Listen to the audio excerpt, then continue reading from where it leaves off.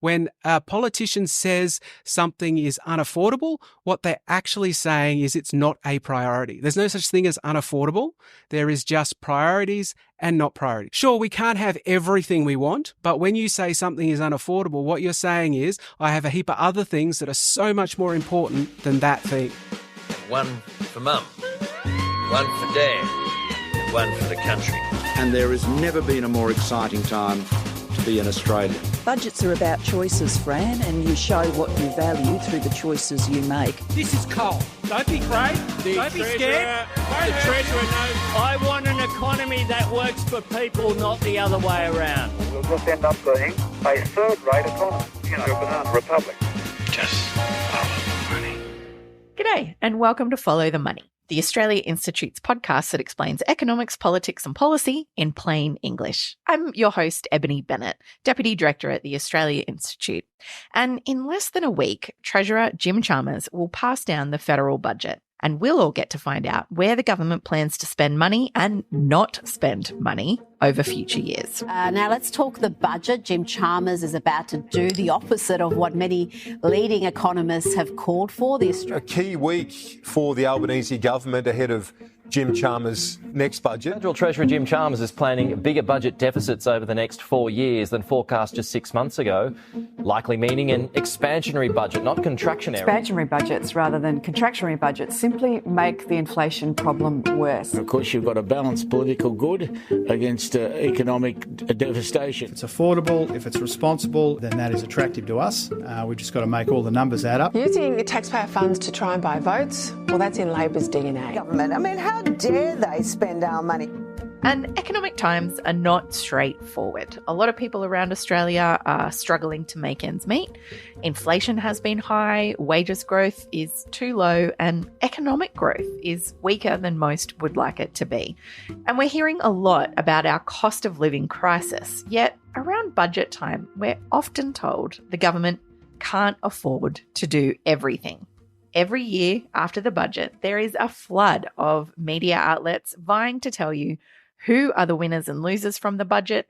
And the truth is, the budget really does reveal a lot about where a government's priorities lie. And in the middle of a cost of living crisis, those choices are going to be under a microscope. So to take us through what to expect in next week's budget is senior economist at the Australia Institute, Matt Grudnoff. G'day, Matt. G'day, Eb. So this is your favourite time of year, Matt. It is indeed. You are going to be going into the lockup next week. Just kick us off with, why do you love the budget as an economist? Yeah, you might think I'm crazy. Budgets can be boring, but I actually think they're really, really interesting. And the reason they're interesting is not because I'm obsessed with numbers, but actually because they reveal politicians' preferences. So politicians spend all year telling everybody how important their thing that they're obsessed with is. I really care about your issue. Yep, exactly right.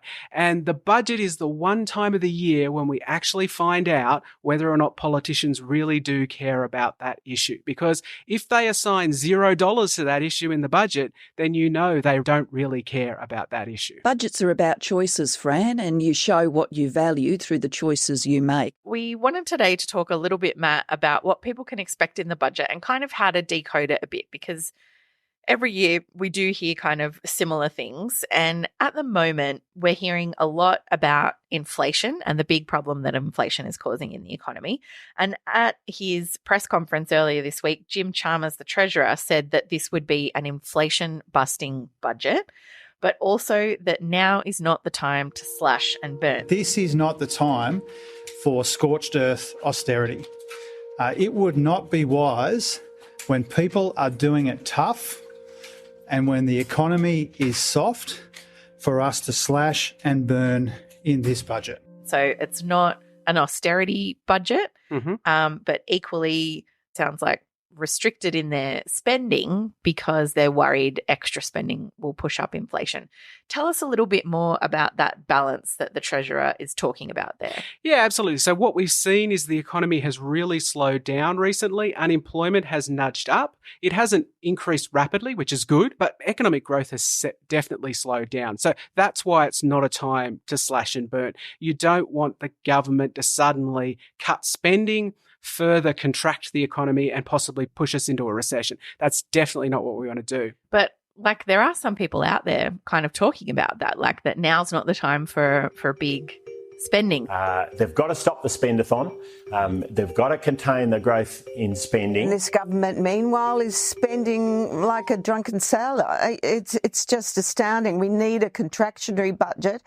So that's the other side to the coin, right? If we don't spend enough in the budget, we could be in a recession. That's exactly right. You know, a large contractionary budget would be really bad for the economy. But there are some people out there who are saying, well, actually, maybe that's what we need in order to stop inflation. To be clear, I think they're 100% wrong. You definitely don't want a recession. I don't think that the current inflation is being particularly driven by demand. It's supply side issues. And so I wouldn't suggest increasing interest rates now anyway. But even if it was, recessions are way worse than slightly high inflation. I mean, the inflation rate is 3.6%. The RBA would like it to be 3%. It's 0.6% too high, right? Now, do we want 10% unemployment and a recession in order to fix that 0.6% inflation? Let's be clear, that would be stupid. Yeah. So just to repeat for people, that would be the consequence if the government doesn't spend enough money in the budget, if there's not enough spending on the right kind of things, we could end up in a recession. And just remind people, Matt, why that is a bad thing. Why are recessions so damaging and economists like you want to avoid them? Yeah, look, recessions are terrible for economic reasons, but it's actually the social reasons that the real problem. You know, recessions are linked to all kinds of social ills, marriage breakup, poverty, children in poverty, substance abuse, crime, you name the social evil and it's linked to recessions. Recessions do incredible scarring to both our economy, but also to our social fabric. And a recession is really when unemployment increases rapidly. And we want to avoid that at all costs. Yeah, because I know it has long-term consequences for people who find themselves out of work in the middle of a recession as well. But I want to come back to the cost of living and inflation, Matt, because we hear a lot about inflation being the reason why the government can't spend too much, and certainly why it can't spend up big on social services or increasing the dole or any of those kinds of things. But I guess the problem I have and what I want to unpack for listeners is that just never seems to be consistent for me. When it's, something is inflationary spending, when it's increasing income support that people get. But the government also raises spending on defence, it seems like, just about every budget. I think they've announced something like another $50 billion in additional spending over 10 years for defence. I mean, what is it about defence spending that excludes it, that it doesn't have any other impacts on the economy? Special dollars. They're non-inflationary special dollars. Look, I mean, the reality is if demand was driving inflation, then additional dollars means additional demand. But that doesn't mean, it doesn't really matter where those dollars go to. So whether they were going to unemployment benefits, whether they were going to defence, or whether they were going to the stage 3 tax cuts that are about to start, which will cost $20 billion a year. We could increase JobSeeker to bring people on JobSeeker out of poverty for a quarter of what the stage 3 tax cuts are costing us. So if the stage 3 tax cuts are not going to cause inflation, then certainly lifting people on JobSeeker out of poverty is not going to cause inflation. Good evening. Aussies should brace for higher inflation for longer. That's the warning from the RBA tonight. Budget's not going to do much to contain inflation. In fact, you could say it's going to add inflationary pressure. Homegrown inflation, Labor's homegrown inflation, which is hurting households. Quite frankly, an additional $209 billion in spending, which is what we've seen in the last 2 years, has only made the inflation problem worse. $170 billion tax cuts billed as the biggest offering of cost of living relief, with no other major... And Matt, I just want to ask a little bit more about that, because obviously, we worked really hard and really made the case for the government to reform the stage 3 tax cuts to make them better and fairer. And you can see why they're pursuing them in a cost of living crisis, because they need ways to give people cost of living relief. But yeah, what is it about when we get to those things like income support that's never affordable, yet defence spending has never been unaffordable that I can see? Exactly right. It gets back to where we started. The budget is about priorities, and defence is always a priority. Handing back tax cuts is often a priority. It's just that there's one group in our society, those on welfare payments, who just don't ever seem to be a priority. And that's what I love about budgets, is they highlight what the government's actual priorities are. And what we learn now is that these people are not a priority for this government. They weren't a priority for the last government. It's the group of people in Australia who are doing the toughest. They cannot afford to pay for food to feed themselves and their children. They can't afford to pay for their medicines.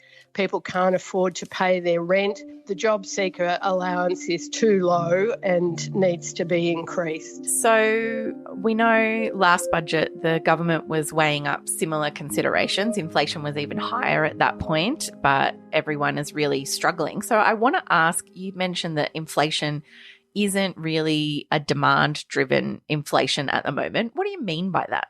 So there's two kinds of inflation. There's the most common type of inflation, and that's demand-driven. That's the inflation we see most of the time. And that's an inflation caused by the economy booming along, and that basically firms can't keep up with everybody's rapidly rising incomes. They're spending so much more, they're having a good time, and firms can't keep up, so prices go up. A much rarer kind of inflation is this supply-side inflation, which is basically caused by a shock. Us coming out of COVID, the war in Ukraine, rapidly increasing energy prices and other commodity prices. And that's what this inflation is. And the problem is, interest rates act on the demand side. They reduce mortgage holders' ability to buy stuff. They reduce their demand. They don't act on the supply side. And in fact, the solution for supply side inflation is actually to sit back and do nothing. There's not really anything we can do. And what's more is that inflation will just go away as the supply side resolves itself. As those shocks work their way through the system, inflation will naturally come back down by itself. And that's kind of what we're seeing at the moment. That's exactly what we're seeing. If the RBA hadn't increased interest rates nearly as much as they had, we probably would see inflation almost exactly where it is currently now. It might be a tiny bit higher because we've crushed consumer spending, but certainly it wouldn't make a big difference. And so when we talk about a cost of living crisis, can you summarize that for us? Because everyone will know things are more expensive, but the other problem, the other part of the equation to that is wages, right? Exactly right. Yeah. Look, would you prefer to be in a position where inflation was 2%, but your wages were only rising at 1%, or when inflation was 4%, but your wages were rising at 5%? Well, you prefer a 4% inflation rate with wages rising at 5% because they're rising faster than inflation. So it's high inflation is not what's causing the cost of living crisis. High inflation coupled with the fact that it's rising faster than your wages, that's what's causing the cost of living crisis. So last budget, we kind of were talking about things like an increase in wages for specific sectors like the aged care workforce and things like that. But we're just kind of not hearing about wages at all this budget. The focus seems to be purely on spending. Is that by accident, do you think, Matt? No, it is not. And interestingly, the people who most obsess about getting inflation down as fast as possible, that this is the number one thing that needs to be done, are also the people saying, but you can't have higher wages. Right? You can't have higher wages. We need to get inflation down because of cost of living, but don't have higher wages. That will just fuel more inflation. And so... Heads I win, tails you lose. Exactly right. Exactly right. They're not really concerned about the cost of living crisis. What they want to do is get inflation down, but they're not actually concerned that people's wages are falling behind. And they can't afford as much as they used to be able to. They keep saying wages aren't causing inflation. And we know that they haven't been the prime driver, but they're starting to be. People want to lean in and always blame workers for inflation. The reality is, and just look at what's been happening, at the same time that wages growth has gone from flatlining to sustainable growth, inflation has been moderating. That's exactly what has been happening. What the government's been doing is seeing inflation moderate by providing responsible cost of living relief in a way that doesn't add to inflation. One other thing that I want to ask you about to kind of put the budget in context next week is a structural deficit. So the budget, correct me if I'm wrong, has been in structural deficit for a little while now. What does that mean? Why is it important? Yeah, so the economy has a bigger impact on the budget than the budget has on the economy, right? So when the economy is booming, we collect a lot more revenue, the government spends less money, particularly on welfare payments, and it naturally heads towards a surplus, simply because it's collecting more money and it's not spending as much. But during a recession or a downturn, the budget collects less revenue and spends more, so it heads towards a deficit. If you could find the exact equilibrium point where it's not booming too much and it's not too slow, then that's effectively the point where the business cycle, is not impacting on the budget. And whether the budget is in surplus or deficit at that point is what we call the structural point. So at the moment, if somebody says the budget is in structural deficit, it means that even if the economy wasn't influencing the budget, we would still have a deficit. Okay. And so I guess I want to ask about that because overall, over many years, we've talked about the budget and not raising enough revenue, essentially. So why is that important, and why is the Australia Institute focused on that over the long term, I guess? Over the long term. So we're not talking about one budget, this particular budget or that particular budget, but over the long term, countries that collect more tax revenue are able to supply better and more government services. And we know from looking around the world that countries that deliver more of those government services, that have higher taxes, are wealthier, healthier, and happier. They are the economies that you would most want to live in this world.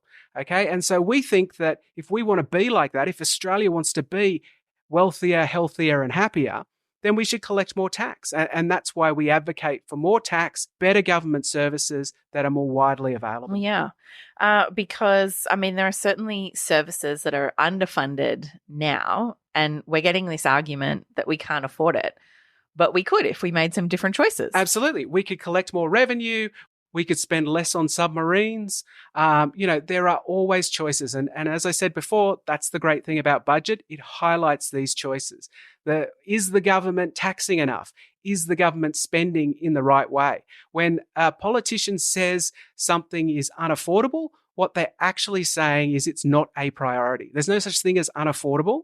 There is just priorities and not priorities. Sure, we can't have everything we want, but when you say something is unaffordable, what you're saying is I have a heap of other things that are so much more important than that thing. And so I guess in the context of this current debate, that's things like frontline domestic violence services. We've still got a long way to go in the housing crisis and addressing that. We have seen the government make some announcements in terms of making things easier for people. I'm thinking now of kind of the HECS announcement. Yep. Millions of Australians will have a chunk of their HECS debt wiped in a $3 billion move to ease the burden of fast-growing student loans. About debt relief for students, paying students who are doing their prac. Big investments in Western Sydney. Federal government will spend nearly $1 billion to give women a financial lifeline to flee domestic violence. And so that is specifically in response to some of the work that was done around women experiencing violence.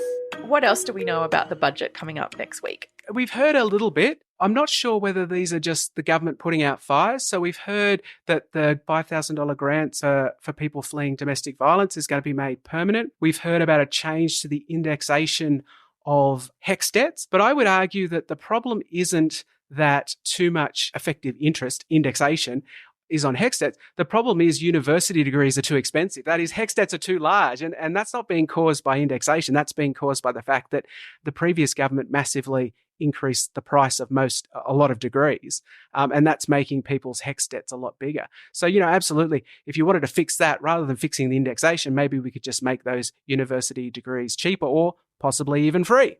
And we'll also see, as you said, those stage 3 tax cuts. So that will be every taxpayer getting a tax cut. Is that right? That's exactly right. So, and that's far more broader than the original stage 3 was proposed, and that will help a lot of people. Now, of course, it won't help people who don't pay tax, and there's a bunch of people at the very, very bottom who are going to miss out. And that's why it's really disappointing that it doesn't appear at the moment, or we haven't heard any announcements, that there's going to be much relief for people right at the bottom. That might change. They might announce something in the budget, but I would certainly hope so, because those stage 3 tax cuts are welcome, but they don't help the bottom 30% of households. Yeah.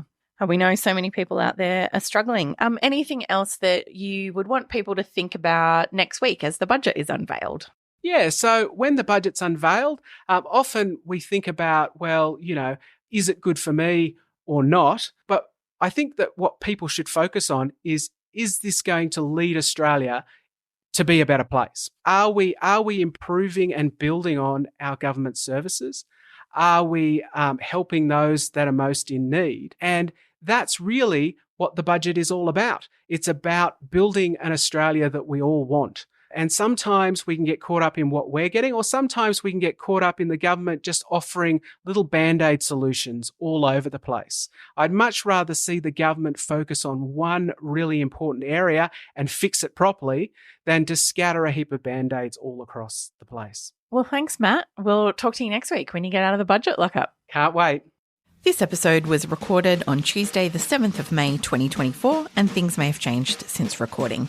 We would love to hear your thoughts about the show today, and you can reach out to us via email at podcasts@australiainstitute.org.au or find us on Twitter at the Oz Institute with an AUS.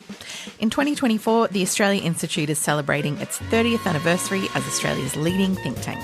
If you enjoy Follow the Money and our research, please consider becoming a monthly donor from as little as $10 a month at australiainstitute.org.au. Our producer is Jennifer Macy, with additional editing by Emily Perkins. Our theme music is by Jonathan McFeet from Pulse and Thrum, with additional music from Blue Dot Sessions. I'm Ebony Bennett. Thanks for listening.